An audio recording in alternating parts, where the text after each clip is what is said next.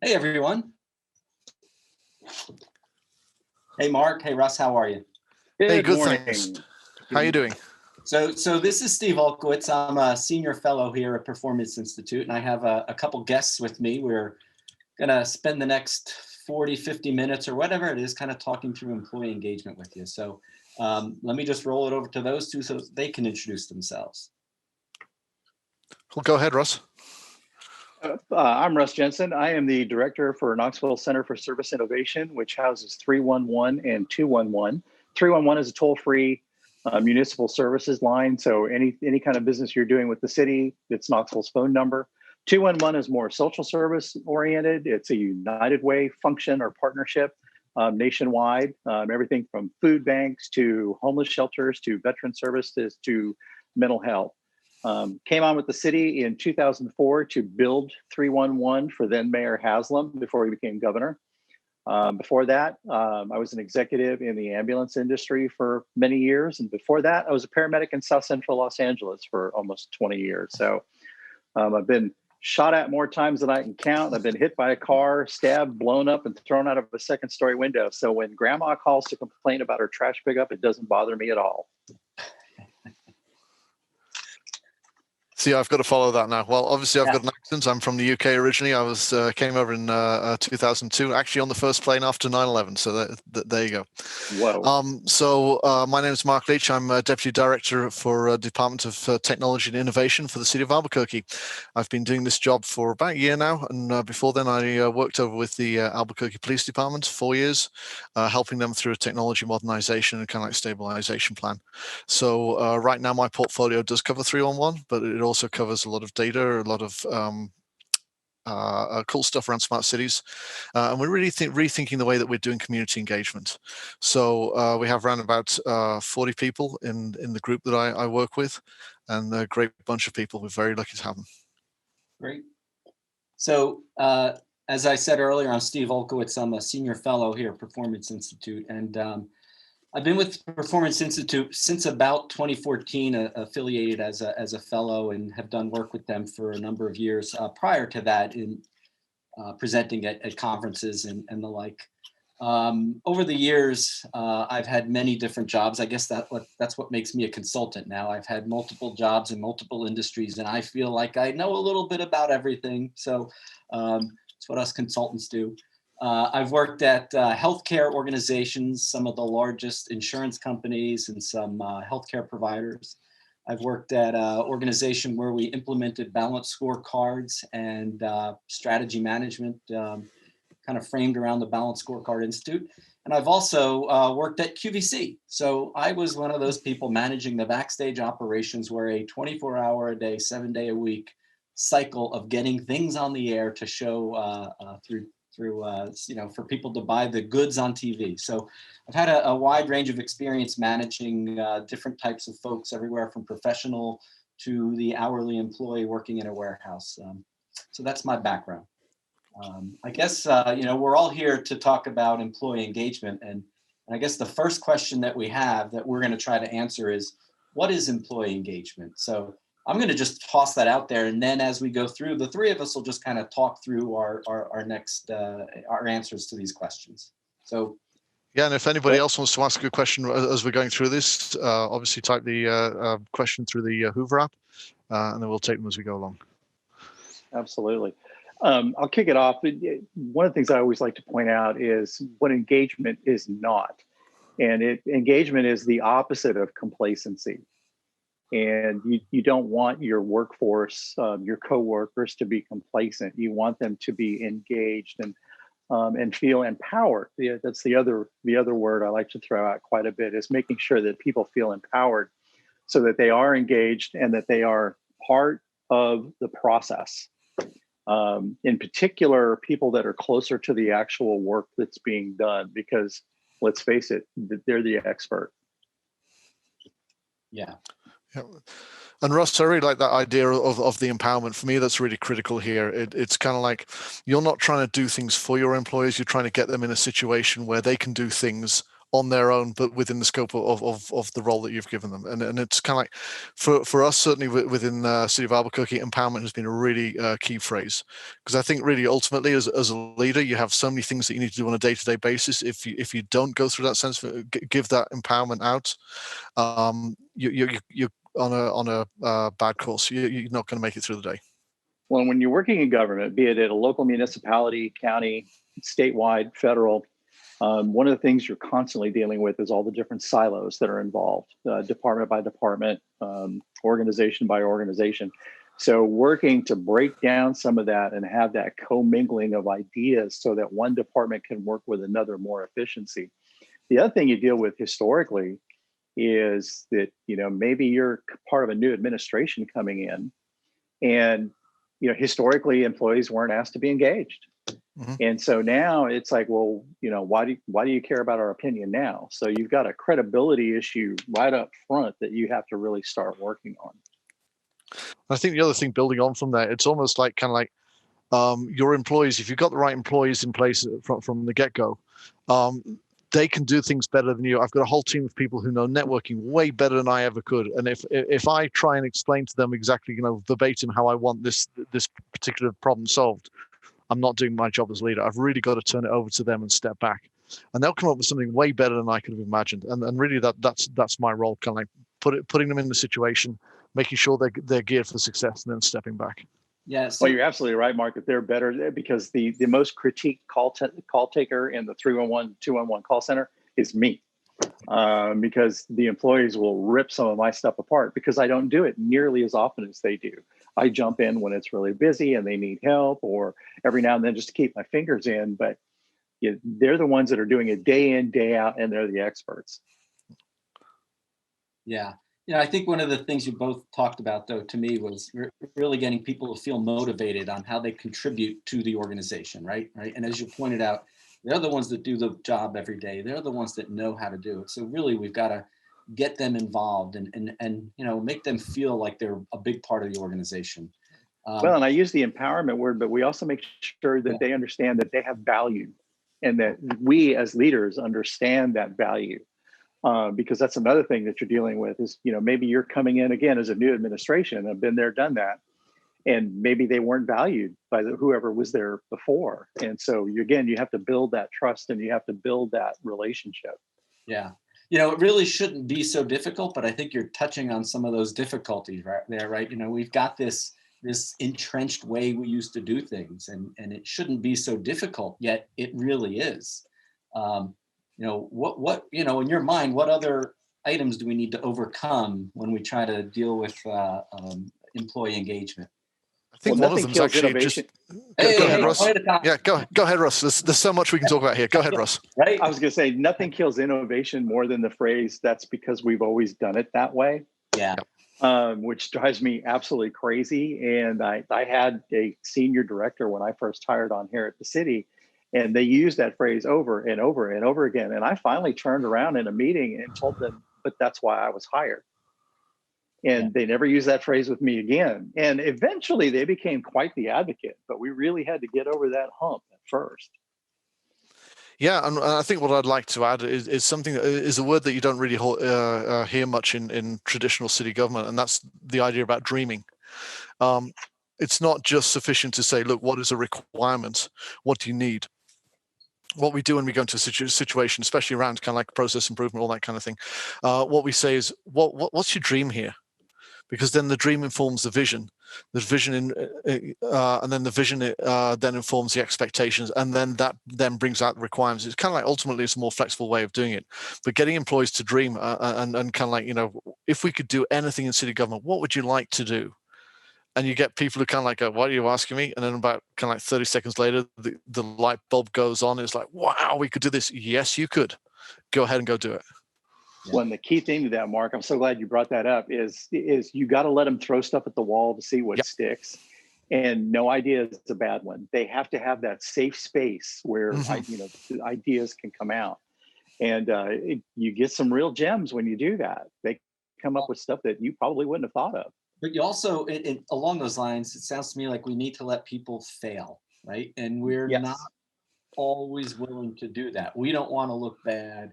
We don't want our employees to look bad. So we really need to let people recognize, failure sometimes helps us lead the way to the next success, right? Well, I think there's you're that right. risk. There's Go that ahead. risk aversion. Yeah. In particular, with a municipality, there's a risk aversion, and sometimes that goes all the way up to the mayor or the city administrator or what have you, because nobody wants to have that big failure. But municipalities, cities, counties, and even states have really started to turn the corner on that and be less risk averse and more amenable to innovation. And you're starting to see it really skyrocket. My favorite story about kind of like risk aversion was I found out, this was a couple of years ago, I found out about this program that a certain department within the city was running. And it was a really cool program. It was getting kids in and all that kind of stuff. It had really enormous potential to do good in the community. But didn't seem to have many people attending it. And I sort of said, hey, we really ought to advertise this and kind of get a bit of publicity for you on the website. And the look in this guy, it was fearful, absolutely fearful. No, please don't do that. Please don't do it. Why not? Because people might turn up and then we might not have enough places in them. And then it'll get in the news. And I'm going, well, you over exceeded your capacity. What a great story. But instead, he was seeing it as a kind of like a fearful situation. And for me, that really summed up. We've got to get out of that mindset. And like you guys say, it's more into the kind of like experiment responsibly, but go ahead and experiment. Yeah. And some of the other challenges that you have to work through are union relationships, civil service protections. What kind of relationship and what kind of work can you have your employees do that's still going to be within the realm of their responsibility for civil service, et cetera, or any union agreements that you may have. You may run into resistance not only from your employees, but your in particular your middle managers, your career civil servants, again, who are very risk averse. And and most of the time it's not their fault. That's just the environment that they have grown up in. And so you have to work through some of those processes, and sometimes it takes time. Yeah, no, absolutely, it does. I hear us talking about really what I'm hearing is, allowing our employees to be empowered, right? Empowering our employees to do things, to kind of be autonomous and take control of what they do and how they operate. And to your point earlier, sometimes middle management is the one that feels most threatened by that. So we've got to come up with ways to kind of ease through the pain, the growing pains, right? Well, and it's and having been there, I understand it, but middle management, sometimes I feel that they feel like they're the least empowered. Yeah. Because there are certain employee protections under civil service or union agreements. And then your people in your senior director levels, they have a different level. So it's the middle managers who are responsible for performance measures and metrics and things like that. I think are the ones that are generally the most fearful of somebody that wants to come in and turn everything upside down. No, I think you're right. I think also certainly what I've seen in the past is you also have the media out there. There's this fear that you're going to get into the 10 o'clock news for the wrong reason. And, half the time that's not there. And if you've got good leadership, that we can insulate from that situation. Yeah, accountability is scary sometimes for people, right? And Totally. I think that's something that is really, within our benefit to enhance, to give people that accountability, to help them feel accountable for things. And really that kind of brings up that point of oftentimes we're willing to hold people accountable for when things go bad, but we also have to hold them accountable and reward them when things go well. Mm-hmm. So I think we have to be willing to give credit. Yeah. All too often, people want to get the good news, but they don't want to be responsible for the bad. But a good manager and a good leader will make absolutely sure that it's the people that are doing the work that are getting the credit for it, because that builds them up and that makes them want to do the next thing, and that gets rid of that fear of failure, quite frankly. It's a lot of incremental steps. Seldom is it one big bang approach. It's just every day. You put one foot in front of the other. Well done. Okay, right. Let's do it again. Okay, you got that right. Well done. And just steady encouragement. Yeah. No, I agree. I think empowerment of not just employees, and I think your point there, Russ, is not just empowering employees, but empowering middle management to feel absolutely that they're contributing to the organizational success, and not just carrying out orders that are given to them, right? We've got to give people that leeway that they need to feel like they actually have some contributing factors to our success. Skin in I think the all game.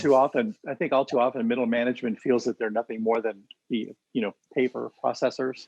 They're taking something from point A to point B, but making sure that they are empowered to lead their team. Yeah. You'll have much better success in the long run. So just taking that on a little further, Russ, one of the things, and not to get too sidetracked, you talked about kind of like, the middle management just taking paper and just shoveling from one person to another. What we're really encouraging people to do is ask the question, okay, right, when I've given you that piece of paper, what are you going to do with it? Can I then, if you're then going to transcribe into a spreadsheet, well, why don't I just give you the spreadsheet and then we're done? I've made your life better. I've added value to your day. So really kind of like, thinking around and kind of like getting vested in what is the relevance, what is the value of that transaction. And teaching them to ask the question, what's next? Yeah. Every single time. Yeah. Because that's what leads you to whatever that new innovation is going to be, or that improvement. Yep. Yeah, it's like you said, getting down to the people who are actually doing the work, right? And allowing them to do the problem solving that's needed out there, right? If there's issues and we don't allow them to do that, we've kind of created this environment where people just feel like they've got to go through the motions and that's all they're doing. There's no leeway, no problem solving. So yeah, I think those are some good points about employee empowerment. Yeah. So just to finish off, I always use this story about kind of like, for me, one of the differences between soccer and football is that when the ball drops dead, right? In football, everybody turns around to the coaching bench, and the coaching bench are looking through their notes and trying to find out what the next play is. In soccer, if the ball, when the ball's dead, they're getting it back in play as fast as possible. The coach might shout something from the sidelines, but it's really up to the players at that point whether or not they're going to listen. And if it goes wrong, and if everybody's watching the ball, coach will, or rather, if the players are turning around and asking the coach for advice, coach pretty well shrugs his shoulders and says, hey, I can't help you here. You've got to figure it out for yourself. So that's really what the empowerment is, giving people enough, training them enough that they can go and solve new problems out there. It's interesting you use that analogy, because there are some American football teams that do have the ability to kind of run that. Yeah. Mm-hmm. That is true. Quick plays, right? And yep. and you see when they do that, it actually surprises people, yep. and then they actually start kind of, getting some forward progress very quickly, because they're able to kind of run that quick progression and let the quarterback and others make the call. So, yeah. I just want to point out that the Brit took the opportunity to smack American football. I tried to bring it back and say that's not always the case. That's hard, but it's a good point. We're a little more methodical in that game. So I guess there you go. I don't believe that American football players are not engaged, though, in the game. That is true. True. Maybe it's not empowered as certain other sports are. Yeah, that's a good point. I'm gonna throw something out at you, Russ. You had mentioned in our earlier conversations, I think it was you said 3 C's, and I'd love if you could kind of bring that up. I think that was such a good way to think about engagement, those 3 C's.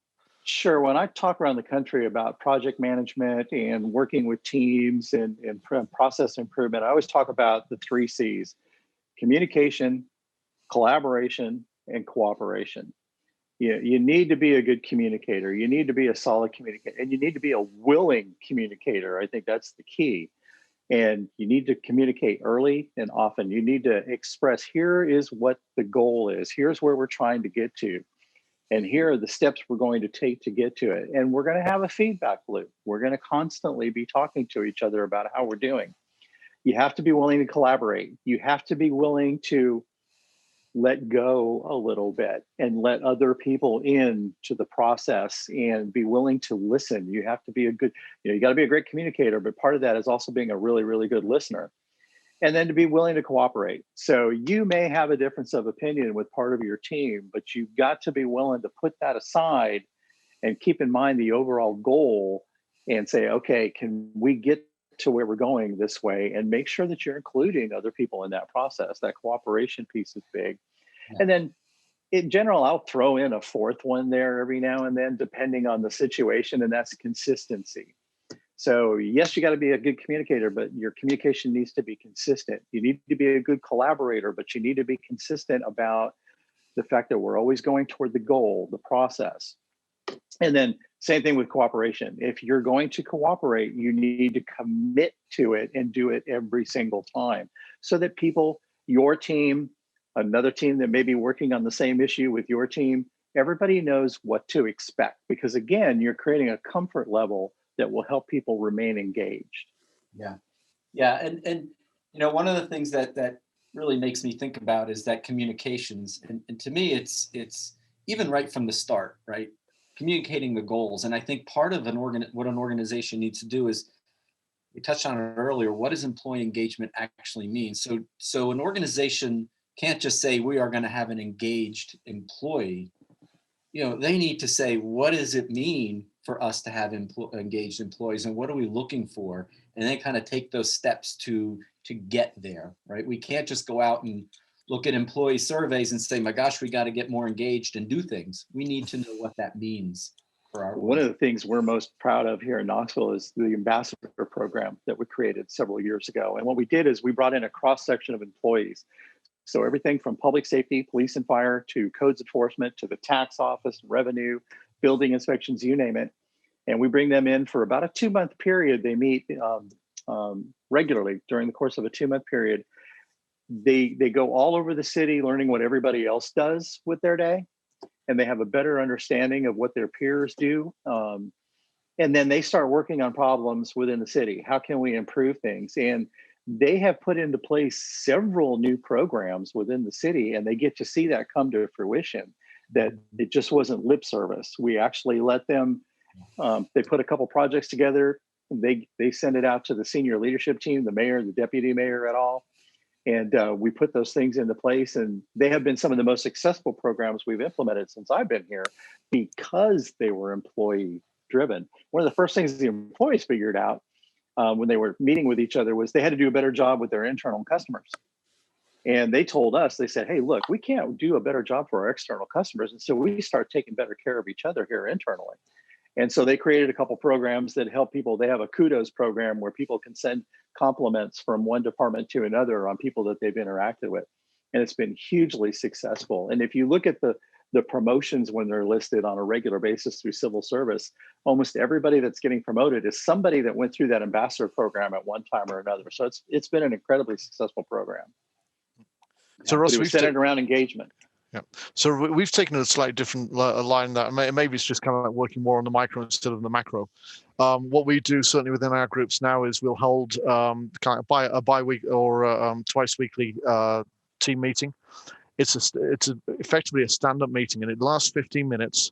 I'll be there. I'll have it'll either be me or my boss, and we're there for 15 minutes. Everybody has the floor for 2 minutes.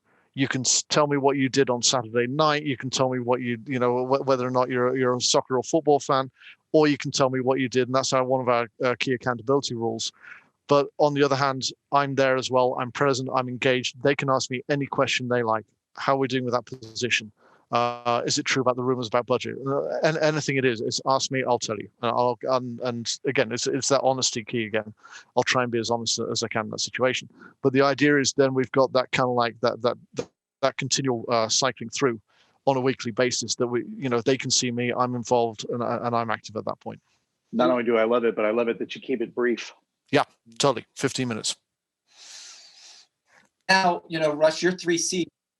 Your 3 C's to me have increased to 5, right? I got your original 3, then you threw in consistency, but then I hear credibility. So it sounds to me like we've got 5 C's, perhaps, right? The credibility of management to as far as I'm concerned, you can't have enough C's. Yeah. So I think part of what we just talked about to me was that credibility, right? We've got to, we're going to have these daily meetings. We're going to have to follow up. We're going to have to do what we say we're going to do. And as managers and as leaders, we really need to make sure we don't say things that we can't. Yes. right? Mhm.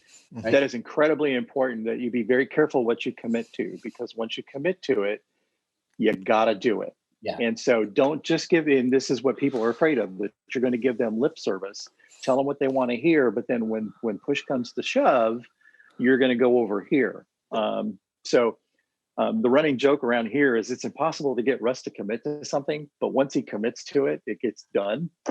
So everybody knows they kind of got to chase me down and nail me down to get to agree with it, because I'm really, really careful about, what I commit to, because once I commit to it, I got to do it. Yep. Yeah. Yeah. And I think that's a really good thing as well, because it gets the employees to kind of like think through. Don't just come in with a problem. Come with a solution, because it's like I guess you're like me. You're not going to commit to something unless there's a well-reasoned argument as to why you're going to do it. Yeah.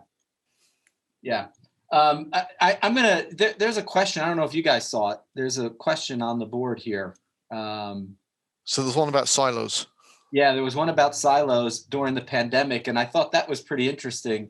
How do you deal with silos, especially during the pandemic? But I think in many ways, how do we deal with employee engagement just during this pandemic? Right? You look at me. I'm here in the third floor of my house. Yeah. I'm one of those that have complete work from home. I haven't been to an office in months, and I don't ever want to go back. But how do we deal with just this whole silos, especially now with the pandemic? How are you guys handling that? Well, I'm not going to lie. It's been a challenge, but fortunately, most of us have mastered Zoom. Some of us are absolutely sick of it, but it has helped us stay connected. And I will say this, our current mayor was elected in December. So she's had probably the wildest first 8 months of any mayor of this city ever. But her deputies in particular have really helped people stay engaged. And we have regular weekly sessions where everybody's just kind of touching base visually as well as through email. And then with our team is a little bit different, because we did not move to the work at home environment, because we're here in the city county building, which is affectionately known as the Death Star here, but everybody else was out of the building. So this was like the safest, best, most, ideal place to have a group of people on a regular basis in the call center. We've got the equipment if we absolutely needed to leave the building, but for us, it worked better to stay here. So at least with our team, we've been able to stay very connected. It's that connection with all the other teams that has been a challenge. But again, everybody has kind of worked through it. There's not a day goes by I don't have 2 or 3 Zooms or conference calls or WebExes or what have you. So we've really had to adapt technology-wise, and with that, I'll kick it over to Mark, our IT guy. So we're a lot more used to working, obviously, and do more of the remote working. But one thing we have found is that we're in month 7 of this thing, and we've been having a little bit of burnout in terms of those meetings are getting a little bit stale, because I have to go down the list alphabetically just to make sure I cover anybody in case somebody hops off or does something else. So what we've done is we've tried to freshen them up a bit, make them fun. Really, if your employees aren't having fun, that you're on a road to nowhere.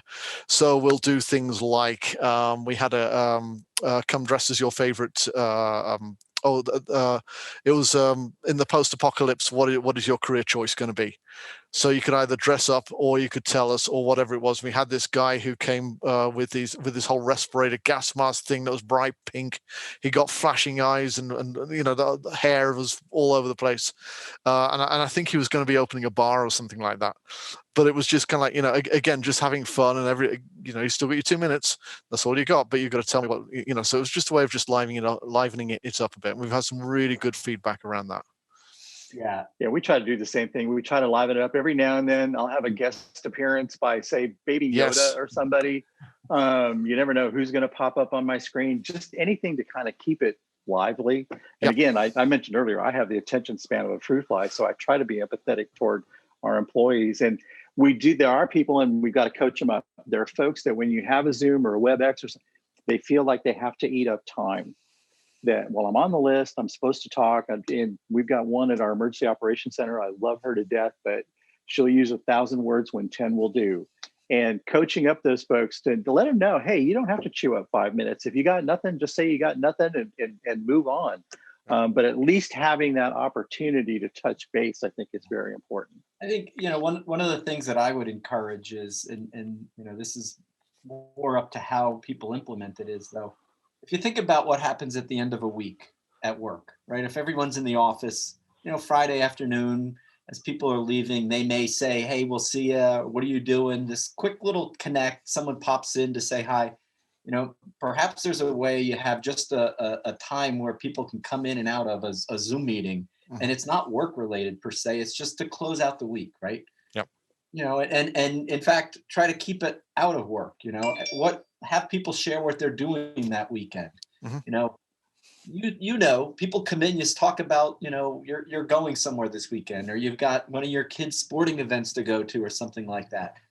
I think those things might be useful too, just to keep people connected and feel like they're part of the team again. That is absolutely true, and it's almost like I found my role changing, and it's kind of like, especially in those meetings, it's less of a kind of like facilitator, if you will, and more like almost like an MC, because we've got some pretty strong characters, and it's like, okay, right, how do you make sure that everybody gets a fair share to bring what they did? Hey, what did you do? How's your week going? Let me check in with you. Yeah, but also, some of the more extroverts we've got, how do we give them space to express themselves? And it's really been an interesting change in role. Yeah. No, I see that. I can see that happening. Absolutely. I see another question. I don't know if you guys are ready to answer this question. Sure. When you have employees that did fail, how do you handle the failure and the blame game? Has either of you have any suggestions on that? I'll go first on that one because we've had that recently. Unfortunately, the employee chose alternate career path, and I think really is you get out of the blame game. That's absolutely number one. This isn't about blame. Yeah. The situation, and again, that's the advantage of an engineering discipline. We're not after blame here. We're just after pick it up, start over. To use the game sports analogy, start the play again. You got tackled. Okay, pick it up, start over again. So how do you get out of that?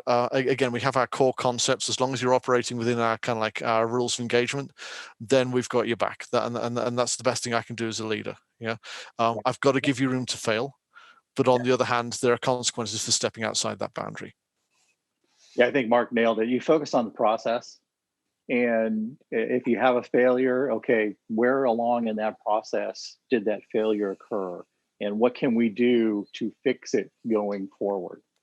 Then if you have an issue where the employee just doesn't want to follow the process, well, now you have a totally different topic. Yeah. But you stay away from the blame game initially, and you go through the process. And I think Mark nailed it when he said, "Hey, as long as you're following the rules of engagement, we've got your back."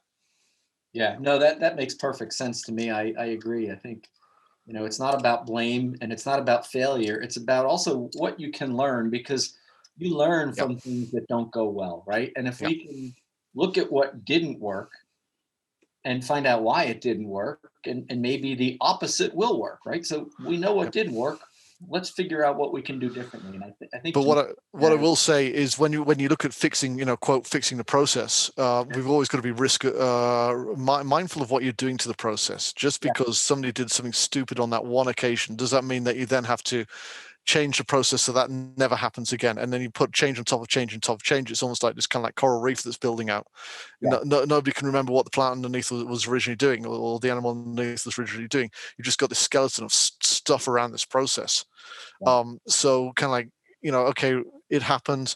It's an absolute black swan event. It's never going to happen again. I don't need to fix this one. I can be mindful myself that doesn't happen again. Yeah, don't create a solution in search of a problem. Yeah. Good point. One of the things that I see though is, as we go through a hiring process, right? We're still hiring people. People are being brought into the organizations in new ways. Do either of you have a strategy around, what you hire and what you look for when you're hiring people? Go ahead, Mark, because I may be a little long-winded on this one.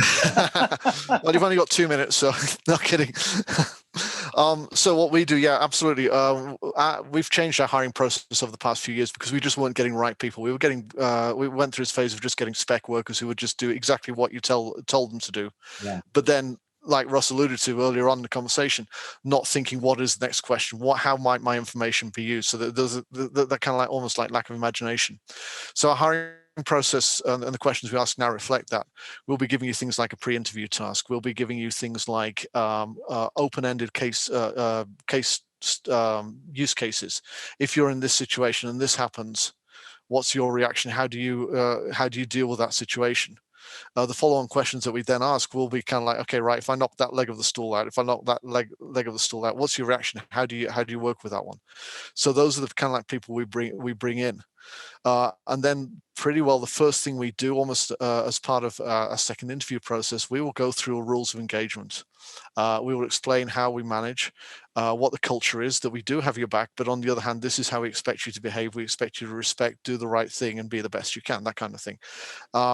There are some people who it's not a good fit for them, and we'll ask them outright, okay, we've spent 45 minutes talking about these rules. Okay, can you work with that? And if you can't, that's okay, but we just need to know whether or not you can. Yeah.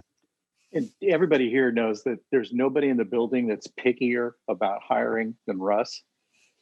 And, I came from the private sector where I could, bring in applicants, do interviews, and, pick whoever I wanted. And then I came into a civil service environment where it's much more structured. You only get so many applicants out of so many people that test it, and they're ranked in order their test, and you have to justify. And I went toe to toe with civil service for quite a while, especially with our first group that we hired. But our current civil service director, who was a deputy at the time, worked with the company and helped us create a personality profile.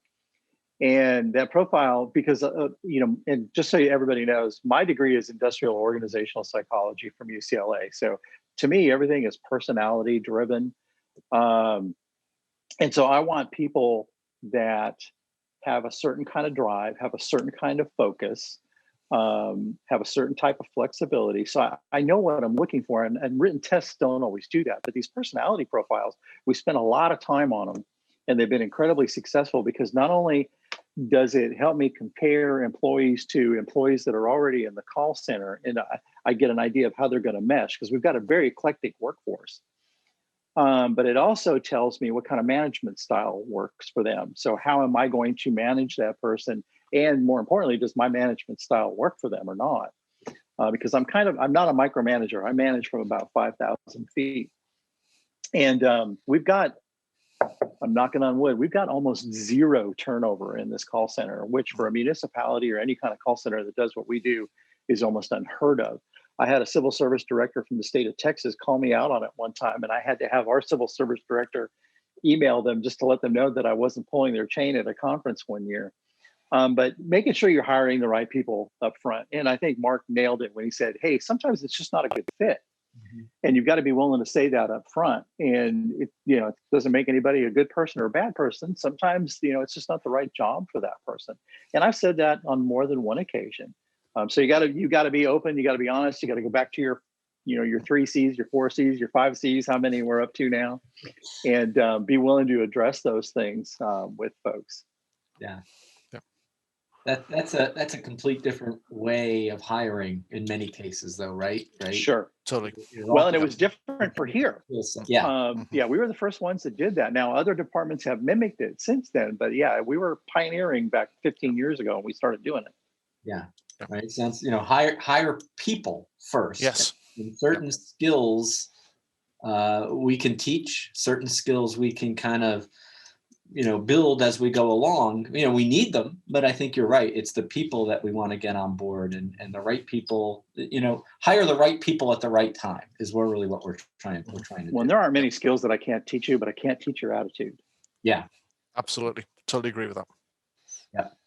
I don't know if you noticed, there was another question and it just disappeared from my view. It was about employee engagement for somebody who doesn't want to engage. Oh, let's not answer that one. That one's too hard. Yeah, actually, that's been an interesting one because we have some people who are more, again, especially in engineering or a technology discipline, who are more kind of like introverts. Yeah. So again, my role as a leader is how do I bring those out? We do have, like I say, a very relaxed forum for that everybody's equal, and can bring their opinions in. On the other hand, when we have people who are dropping out of that meeting because they've got unexplained absences, or they've got, oh, I keep having a meeting at this time, I will go out, I will schedule time, and I will spend some time sitting down with them. Okay, what's going on here? What's really going on? Have we got a project that's failing that you don't want to tell me about? Or is it just, having a bad couple of days? Okay, let me get alongside you and find out a little bit more about that. Yeah, I think part of it to me is really trying to determine what engagement means, right? And engagement is not necessarily interacting with someone in a certain way. Yep. To me, employee engagement is having a workforce that we're getting the most out of, those that are, contributing and see where their contributions make an effort, and they feel that commitment to give their best every day. And they're being proactive and not reactive. Yeah. And I think that to me is, we need to define what engagement is and what we're looking for from our employees. And in some ways it's a matter of how do you actually measure that? And I think figuring out how you measure it, how you report on it, and how you manage your organization towards that can help kind of bring some of that out. And I think also it's recognizing the diversity that you're not going to get, you talk about an employee as a single item. It's not what it is at all. You've got a whole bunch of people with different backgrounds, different demographics, different ages, different, and we ought to be celebrating that. But then when we lead and when we manage, it's a different way of thinking about, how we do that, because you're not managing for one particular person, you're managing for a whole range of people. So then as a leader, you've also got to make sure that everybody's included, that, well, okay, right, if I do this kind of activity, am I being disrespectful of that person's background? And having that kind of like inner monologue going on while you're thinking, planning your activities. Well, and you're always going to have people, and they're generally a minority, but you're always going to have some folks that are just like, I don't want to hear about your new age, newfangled stuff. I know my job, just leave me alone. And it becomes kind of the water rock analogy. You just have to keep at it, because sooner or later, they're going to wind up getting on board, or they're going to wind up going somewhere else, because they're not going to be able to keep up with the process and the expectations that you're now creating in your organization as a whole. And again, not saying that's a bad thing. If it's not a good fit, it's not a good fit. But you have to keep. And again, that's where that persistency and that consistency comes in. And the only way I can describe it is that whole water rock analogy. Eventually, you wear them down, but you're always going to have some of those challenges. So I don't know about you, Russ. What we do is we have this idea that kind of like, I'd like you to carry on working for me very much. If you don't want to work for me, I'd like you to stay within the city. If you don't want to stay in the city, I'd like to help prepare you for your next career move. But whatever it is, whatever your goal is, my mission is to make sure that you're ready for your next career step.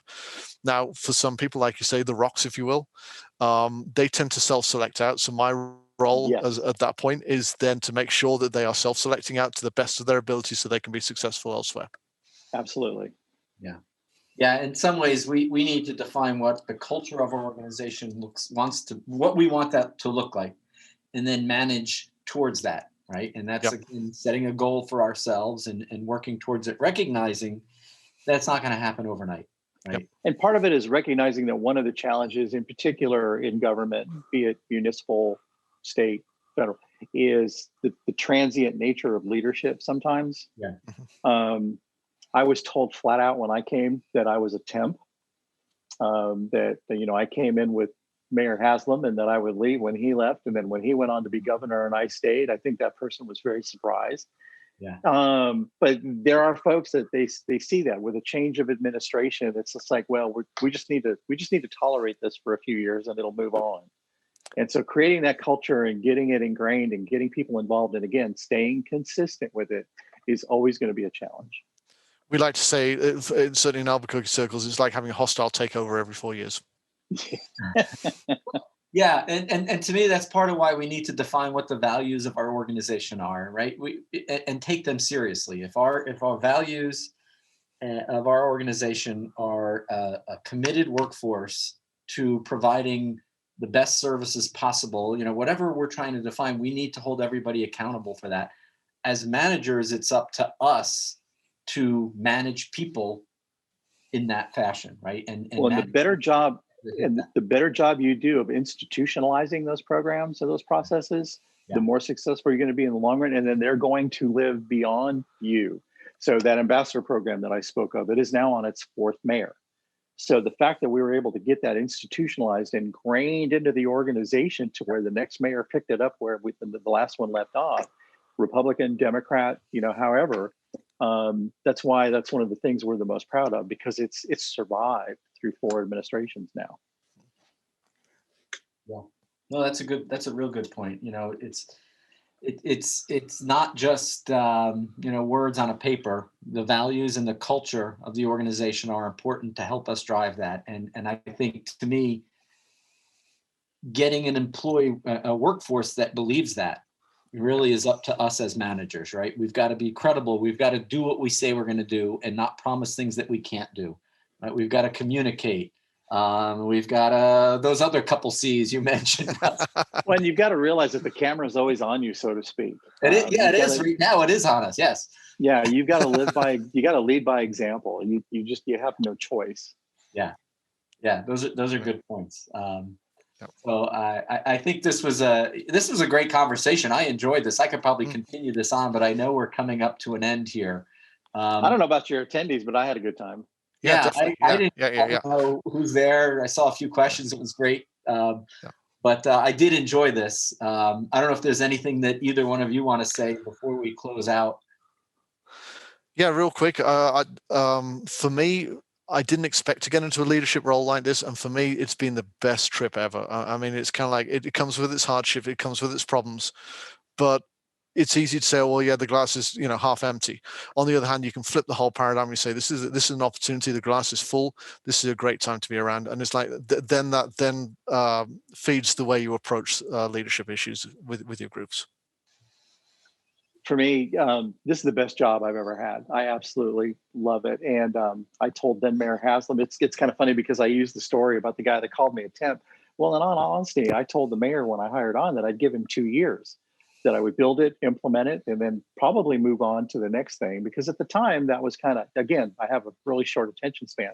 16 years later, I'm still here because I absolutely love it. I love the people I work with. I love our administration.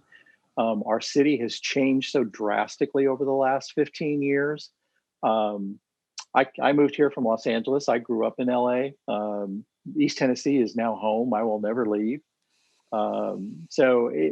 My parting comments to people are, have faith, be consistent, and eventually you will win out. But do not have any fear of engaging your employees. Do not have fear of empowering them, because quite frankly, they're going to surprise you in a good way. Yeah, I agree. And I think, to me, people want to do good for the most part, right? Yeah. You're always going to have some, but to me, for the most part, people want to do good. And if we allow people to do good work, to show what they can do, and if we as managers and leaders show our credibility in doing what we say and carrying forward what we say we're going to do, I think that goes a long way towards building an engaged workforce. So those are my words. I think we kind of hit some good points here. So I just want to thank you guys for allowing me to share some time with you. I appreciated it. It was great. It's great to get to know you over the last couple of days. No, thanks for including me. This has been really good fun. I've met 2 guys who really had some fun putting this together. Yeah. Thank you. I can't wait to go to Albuquerque now. Absolutely. We'll have you over as soon as the pandemic's done. Yeah. When can I get on a plane? Because I'm not driving there from. Okay. All right. Thank you. Thank you. All have a great week. All right. Bye-bye.